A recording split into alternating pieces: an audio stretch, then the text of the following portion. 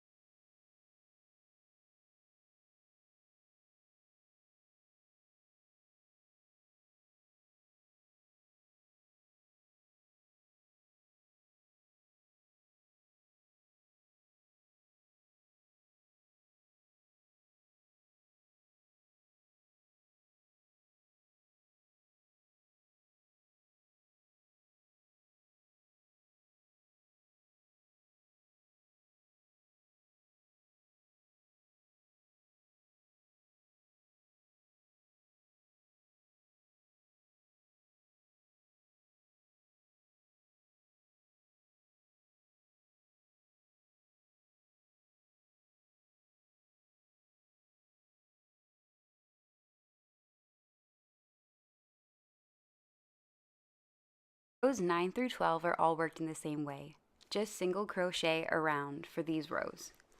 Again, you should have 40 stitches in total for each row.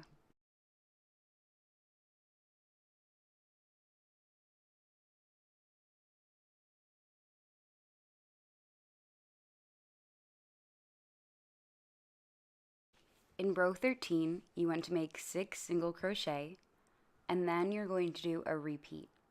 That repeat is a single crochet, a decrease, and then another single crochet. You want to do this 3 times. Once you've done that, you want to do 22 single crochet.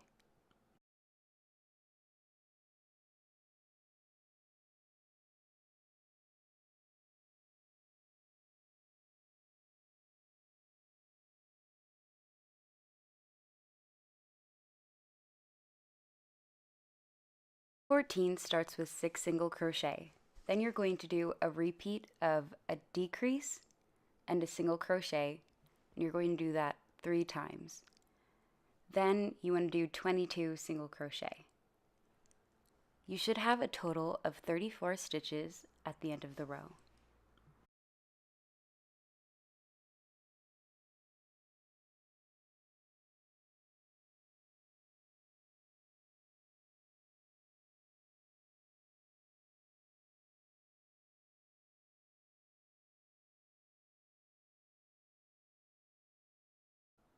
Start row 15 with 5 single crochet.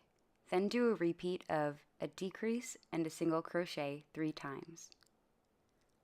Once you're finished with that repeat, do 20 single crochet.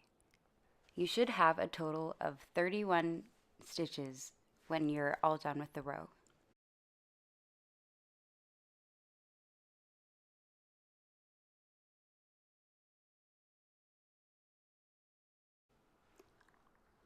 Now you want to fold your llama in half and count 14 stitches around the front of the llama.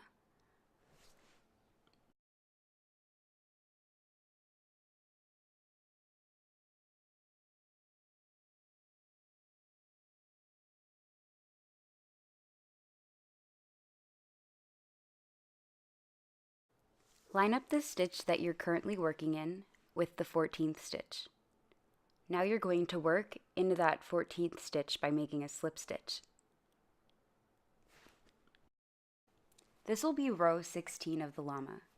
So for rows 16 through 19, you just want to work 14 single crochet.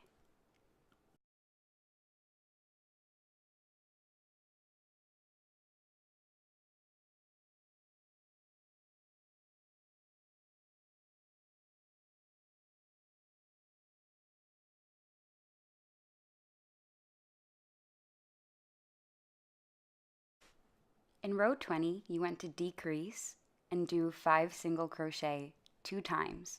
You should have a total of 12 stitches at the end of your row.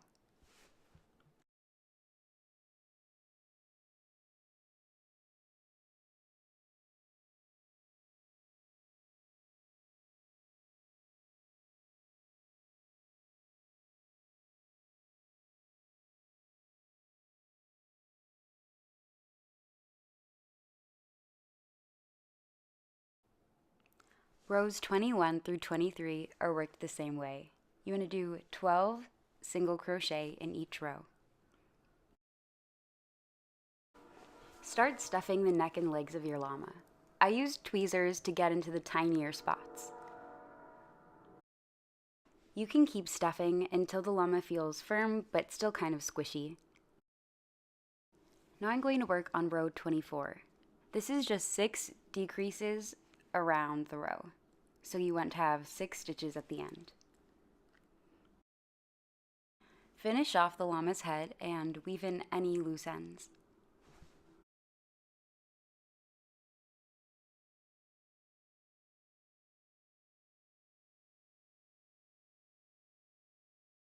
Next we'll be working on the back. For this you just want to cut a long piece of yarn and thread your tapestry needle onto it.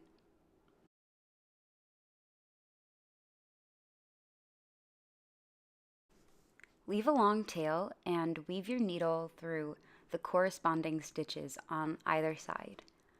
You want to do this so that you have a little bit of tension on the stitches, but you don't want to pull them too tightly because that can cause some of the stuffing to pop out, which is never a good thing for amigurumi.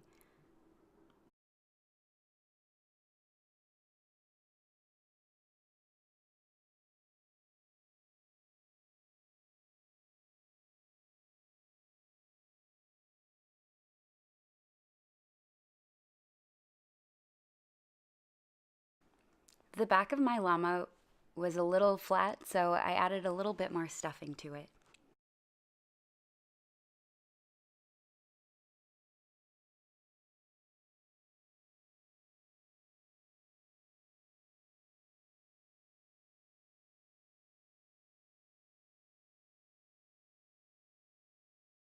Once everything is stuffed in and all the stitches are finished up, you just want to sew in any loose ends that you have.